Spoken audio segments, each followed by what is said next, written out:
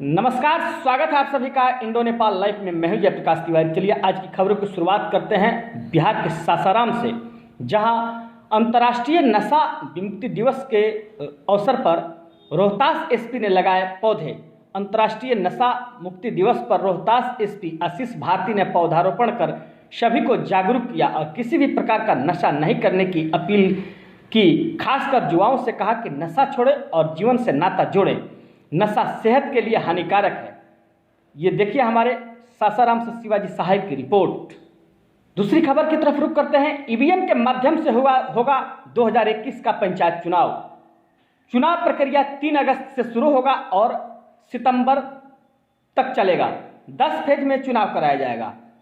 राज्य चुनाव आयोग बिहार पटना के द्वारा वीसी के माध्यम से सभी जिलाधिकारियों के साथ पंचायत चुनाव तैयारियों को लेकर बैठक की गई। इस बैठक में जिलाधिकारी के साथ जिला पंचायती राज पदाधिकारी, उप निर्वाचन पदाधिकारी एवं अन्य पदाधिकारियों ने भाग लिया। राज्य चुनाव आयोग के सचिव द्वारा बताया गया कि ईवीएम के माध्यम से पंचायत चुनाव होगा। उन्होंने कहा कि ईवीएम की उपलब्धता एवं आवश्यकता की आकलन कर लिया जाए। ईवीएम प्राप्त करने हेतु जिला को विभिन्न प्रदेशों से ट्रेनिंग किया गया है। उन्होंने कहा कि पंचायत चुनाव की प्रक्रिया 3 अगस्त से शुरू होगा और सितंबर तक चलेगा। उन्होंने कहा कि 10 फेज में चुनाव कराया जाएगा। पहली बार पंचायत चुनाव ईवीएम के द्वारा कराया जाएगा। चूंकि एक बूथ पर 6 ईवीएम की आवश्यकता होगी, इसी के अनुरूप उपलब्ध सुनिश्चित कराया जाए। इसमें 15% ईवीएम की ट्रेनिंग के लिए सुरक्षित रखा जाएगा। उन्होंने कहा कि जो पंचायत नगर निकाय क्षेत्र में चला गया है या जिस पंचायत का अस्तित्व खत्म हो गया है, उसके लिए बूथों का वेरिफिकेशन करने का आवश्यक निर्देश दिया गया है। कोरोना एवं बाढ़ को देखते हुए चुनाव आयोग को प्लान तैयार करने के लिए सभी जिलाधिकारियों को निर्देश दिया गया है। उन्होंने चुनाव के विभिन्न आयामों को तैयार करने हेतु निर्देश दिया। बीसी के जिलाधिकारी एवं महोदय को उपस्थित पदाधिकारियों को निर्देश किया गया है कि ईवीएम कोषांग का जल्द से जल्द गठन किया जाए। साथ ही अन्य कोषांग के गठन की प्रक्रिया शुरू की जाए। वोटर लिस्ट का अपडेशन का निर्देश जिलाधिकारी महोदय ने दिया है। वही तीसरी खबर रक्सौल से है, जहां सांगठनिक जिला रक्सौल के सभी वरिष्ठ कार्यकर्ताओं के साथ माननीय प्रधानमंत्री नरेंद्र मोदी जी के लोकप्रिय कार्यक्रम मन की बात को सुना। प्रधानमंत्री जी ने कोरोना टीकाकरण के प्रति लोगों को जागरूकता फैलाने पर जोर दिया। प्रधानमंत्री जी ने वैक्सीन पर गांव का लोगों को जागरूक किया। प्रधानमंत्री श्री मोदी जी ने आज रेडियो पर मन की प्रोग्राम के जरिए देश को संबोधित किया। यह कार्यक्रम मोदी सरकार 2.0 का और 25वां ओवरऑल 73वां एपिसोड है। कार्यक्रम के ने मध्य प्रदेश के बैतूल के एक गांव में लोगों से बात की। गांव के लोगों ने यह बताया कि हमारे यहाँ वैक्सीन को लेकर के भ्रम फैलाया जा रहा है। कहा जा रहा है कि इससे मौत हो रही है। उन्होंने जवाब देते हुए प्रधानमंत्री जी ने कहा कि वैक्सीन पर भ्रम नहीं फैलाएं। मेरी माँ और मैंने भी इस वैक्सीन के डोज को लिया है।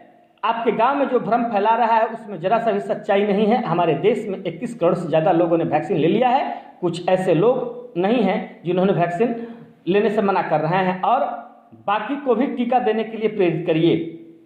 प्रधानमंत्री ने आज मिल्खा सिंह की बात याद किया और कहा कि टोक्यो ओलंपिक को हो रही भला मिल्खा सिंह जैसे महान एथलीट को कौन भुला सकता है। कुछ दिन पहले कोरोना ने उन्हें हमसे छीन लिया। जब ये अस्पताल में थे तो मुझसे बात करने का अवसर मिला था। बात करते हुए मैंने उनसे आग्रह किया, आप तो 1964 में टोक्यो ओलंपिक के भारत का प्रतिनिधित्व किया था। इसके लिए जब हमारे खिलाड़ी ओलंपिक के लिए टोक्यो जा रहे हैं तो आपके हमारे एथलीट के मनोबल बढ़ाया है। उन्होंने टोक्यो जा रहे सभी एथलीट को अपने संदेश के माध्यम से प्रेरित किया था। मन की बात में कार्यक्रम में वर्चुअल माध्यम से बिहार भाजपा के प्रदेश अध्यक्ष डॉक्टर संजय जायसवाल जी की अध्यक्षता में आयोजित प्रदेश कार्यकारिणी की समिति के माननीय रक्सौल विधायक प्रमोद कुमार सिन्हा के आवासीय परिसर में जिला प्रभारी प्रमोद शंकर सिंह, जिला अध्यक्ष वरुण सिंह, शिक्षक प्रकोष्ठ के संयोजक प्रोफेसर अनिल कुमार सिन्हा, प्रदेश कार्यकारिणी समिति के ध्रुव प्रसाद जी, बाजयूमो के प्रदेश महामंत्री इंजीनियर जितेंद्र कुशवाहा, मत्स्य प्रकोष्ठ के प्रदेश संयोजक ललन सहनी जी, प्रदेश कार्य समिति के अखिलेश गुप्ता जी के साथ तमाम सारे लोग मौजूद थे। वही अगली खबर बिहार के गया जिले से आ रही है, जहां बांके बाजार प्रखंड मुख्यालय से बैताल पंचायत होते हुए झारखंड राज्य को जोड़ने वाली मुख्य सड़क आंजन गांव के समीप बना आरसीसी पुलिया के तेज बहाव के कारण धंस जाने से आवागमन पूरी तरह बाधित हो गया है। इस मार्ग से दर्जनों गांव के लोग का आना जाना रहता था। पुल धंस जाने के कारण क्षेत्र के मंजरी, नवादा, बैताल, पचुरखिया, समडीघा, ब्रह्मपुरिया, परसाकुआ, बीकोपुर सहित दर्जनों गांव के लोगों को प्रखंड मुख्यालय से आने में काफ़ी परेशानियों का सामना करना पड़ रहा है। इन सभी गांव के लोगों को प्रखंड मुख्यालय तक आने के लिए आंजन गांव होते हुए आना पड़ रहा है, जिसके कारण गांव की सड़क भी जर्जर हो चुकी है। बताते चले कि इस रास्ते में दर्जनों ऑटो, टोटो, ट्रैक्टर सहित कई वाहन गुजरती है। इस पुल को धंस जाने के कारण लोगों के गांव में आने जाने का आंजन गांव होकर जाना पड़ रहा है। बताते चले कि इस मार्ग से झारखंड राज्य को हंटरगंज आने जाने में लोगों को काफ़ी परेशानी का सामना करना पड़ रहा है। इस पुल को टूट जाने से लोगों को झारखंड जाने के लिए शेरघाटी, डोभी होकर जाना पड़ रहा है, जिसमें 25 से 30 किलोमीटर अधिक सफर तय करना पड़ता है। ग्रामीण पंकज कुमार, प्रमोद कुमार, आनंद कुमार सहित कई लोगों ने बताया कि विभाग को इस पुल को जल्द निर्माण करवा लेना चाहिए ताकि आवागमन पूरी तरह से बहाल हो सके। देखिए हमारे गया संवाददाता मनोज कुमार की इस रिपोर्ट को। वही दूसरी खबर भारत नेपाल सीमा के रक्सौल से है, जहां भारत विकास परिषद ने मनाई प्रथम राष्ट्रीय महामंत्री डॉक्टर सूरज प्रकाश की 101वीं जयंती। रक्सौल आज भारत विकास परिषद द्वारा परिषद के प्रथम राष्ट्रीय महामंत्री डॉक्टर सूरज प्रकाश की 101वीं जयंती समारोह पूर्वक मनाई गई। शहर के आर्य समाज रोड स्थित मस्करा कम्प्लेक्स में आयोजित जयंती समारोह कार्यक्रम का शुभारंभ दीप प्रज्वलित कर वंदे मातरम गाकर डॉक्टर सूरज प्रकाश जी के तैलचित्र पुष्पांजलि अर्पित कर केक काटकर की गई। कार्यक्रम के आरंभ में भजन गायक मुन्ना कुमार ने देशभक्ति गाने की प्रस्तुति देकर समा बांधा।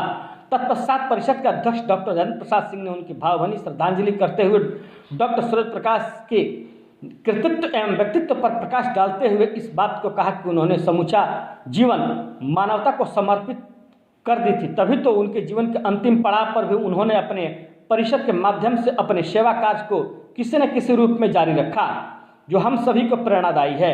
परिषद के मीडिया प्रभारी रजनीश प्रियदर्शी ने इस बात को रेखांकित किया है कि हम सभी सदस्यों के लिए भारत विकास परिषद एक स्वप्न है और स्वप्न को आकार भी एक संस्था भी है जो आंदोलन भी। यह संस्था भारतीय दृष्टि से उपजा हुआ संपर्क एवं अभिसिंचित सहयोग के हाथों से निर्मित संस्कार के हृदय से स्पंदित सेवा के अंजुरी से समर्पण का नैवेद्य है।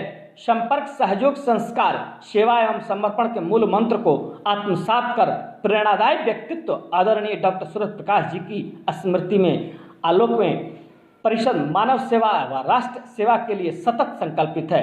वही संस्कार संयोजक सुनील कुमार अपने उद्बोधन में कहा कि डॉक्टर सूरज प्रकाश की जीवनी पर तथा उन्होंने बीते 2 वर्ष में रक्सौल में परिषद द्वारा संपादित कार्यक्रम पर प्रकाश डाला।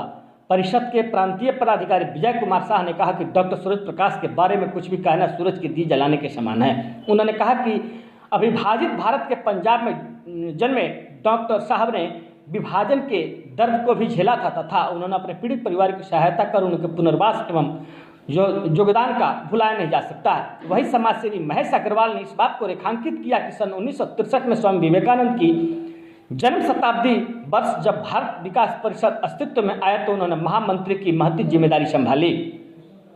वे एक सफल स्वप्नदर्शी भी थे तथा उन्हीं के महती प्रयास भारत विकास परिषद की एक विशाल वट वृक्ष के रूप में समूचे देश में सेवा कार्यरत है। आज उनके जन्म शताब्दी समारोह मौके पर हम सब उनके आदर्शों को आत्मसात करते हुए उनके पदचिन्हों का अनुसरण करते हुए राष्ट्र हित एवं मानव सेवा में हमेशा संलग्न रहें, यही तो हमारे उनके प्रति सच्ची श्रद्धांजलि होगी। इस मौके पर परिषद के संगठन सचिव नीतीश सिंह एवं अवधेश सिंह ने कहा कि डॉक्टर सूरज प्रकाश ने विराट व्यक्तित्व के आलोक में रक्सौल शाखा के सतत जनसेवा में एक राष्ट्र सेवा के लिए कृत संकल्पित है। अंत में कार्यक्रम के समापन राष्ट्रगान से हुआ। इस मौके पर उपाध्यक्ष कमल मस्करा, सचिव उमेश सिकारिया, वित्त सचिव सीताराम गोयल, सुनील कुमार, विजय कुमार शाह, नितेश सिंह, प्रशांत कुमार, प्रोफेसर अनिल कुमार, ध्रुव सराह, अजय कुमार, मनोज सिंह, अवधेश सिंह, राजू कुमार गुप्ता, अरविंद जायसवाल, शांति प्रकाश, संरक्षक अजय मस्करा, जितेंद्र कुमार, सुरेश धनौटिया, विनय अग्रवाल आदि उपस्थित रहे। इसकी जानकारी परिषद के मीडिया प्रभारी रजनीश प्रियदर्शी ने दी। चलिए अगली खबर की तरफ रुख करते हैं। वैक्सीनेशन से बिहार में कमजोर पड़ा कोरोना, 27 जिलों में महज 10 से कम मिले मरीज। कोरोना संक्रमण की रफ्तार पर ब्रेक लगाने के लिए अब दूसरी लहर भी बिहार को राहत मिल रही है। राज्य में 24 घंटे में 200 से कम मरीज के संक्रमण की पुष्टि हुई है। बिहार में 119 मरीजों में कोरोना की पुष्टि हुई है, जबकि 24 घंटे में कुल 1,03,074 सैंपल की जांच हुई। पिछले 24 घंटे में कुल 335 मरीज स्वस्थ हुए। सबसे राहत की बात तो यह है कि राज्य में अब मौत के आंकड़े भी तेजी से कमी आ रहे हैं। 24 घंटे में महज 2 मरीज की कोरोना से मौत हुई। राज्य में रिकवरी दर बढ़कर 98.36% तक पहुंच गया है। वहीं 2239 मरीज अभी भी इलाजरत हैं। सुखद बात यह है कि 24 घंटे में राज्य के 5 ऐसे जिले जहानाबाद, बक्सर, कैमूर, औरंगाबाद, पश्चिमी चंपारण ऐसे जिले हैं जहां एक भी संक्रमित मरीज नहीं मिले हैं, जबकि 27 जिले ऐसे हैं जहां 10 से कम मरीज संक्रमित मिले हैं। वहीं सिर्फ 6 जिले में 10 से ज़्यादा संक्रमित मरीजों की पुष्टि हुई है। राज्य के अररिया, गया, गोपालगंज, शिवहर में 4-4, अरवल, सुपौल, सारण, वैशाली में 5-5, भोजपुर, मधुबनी व रोहतास में 1-1, भागलपुर, किशनगंज व दरभंगा, मधेपुरा, पूर्वी चंपारण में 9-9, कटिहार में, मुंगेर में 7-7, जमुई, खगड़िया, लखीसराय, नवादा, शेखपुरा में 2-2, सिवान में 3 व समस्तीपुर में 6 नए कोरोना संक्रमितों की पहचान हुई है।